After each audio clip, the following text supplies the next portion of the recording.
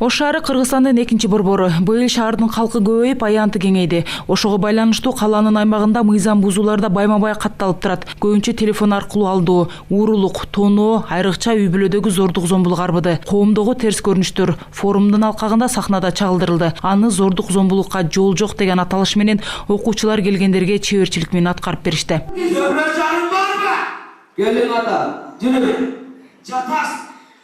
Укук бузуулардын алдын алууда жергиликтүү бийликтин орду чоң. Ош шаардык билим берүү башкармалыгы бул боюнча мектептерде ар кандай иш-чараларды өткөрүп келишет. Алсак окуучулардын жүрүм-турумун оңдоо, кылмыш жасоо, тарбиялык жаатта адистер менен баарлашуу сыяктуу иштер жүргүзүлүп турат. Ага карабай, жаш өспүрүмдөр менен иштөө инспекторлору менен биргеликте алдын алуу иштерин комплекстүү күчөтүү тапшырмасы коюлду.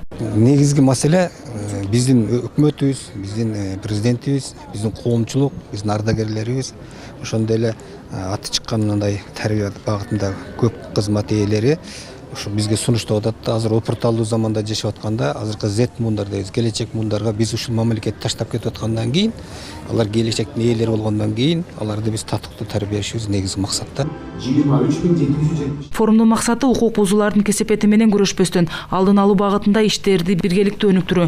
Мындай аракеттер укук бузуулардын алдын алуу боюнча мыйзамдын негизинде ишке ашырылат. Ага ылайык мыйзам бузуулардын алдын алууда жергиликтүү бийликтин да милдети чоң. Мыйзам 2022-жылы иштелип чыгып, анын ишке ашырууда атайын концепциясы иштелип, координациялык кеңеш түзүлгөн. 80ден ашык ишмерчемдерди камтыган улуттук планда чыккан. Ошондуктан коомдогу терс көрүнүштөргө бирге каршы туруу зарыл, деди Ички иштер министринин орун басары. Улуттук планды профилактиканы бардыгын күч түзүмдөрү иштеп келсе, бүгүнкү бул мыйзамдын бул өзгөчөлүгү ушул улуттук концепция координация төрагасы акыл көзөмөч өзү болуп атпайбы?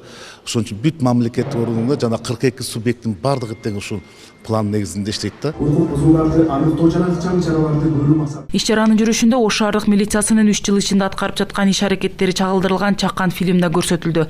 Анда милициянын көчмө кабылдамасы, алынган атайын каражаттар, автотехникалар, көзөмөл камералары, курулуштар сыяктуу жаңылануу, өзгөрүүлөр боюнча маалымат камтылган. Кабыл алынган укук бузууларды болтурган жөнүндө мыйзам.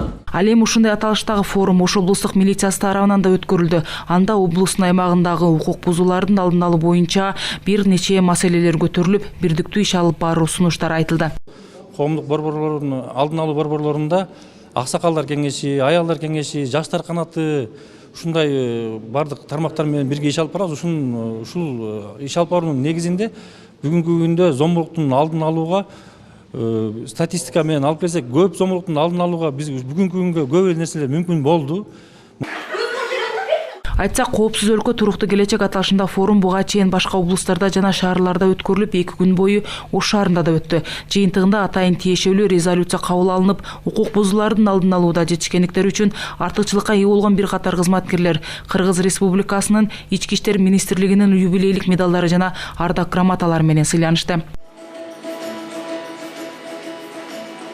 Айжаңыл Турдумаматова, Уран Адишев, ЛТР, Ош шаары. Өткөрүлүп жаткан форумубуздун бир гана максаты бар.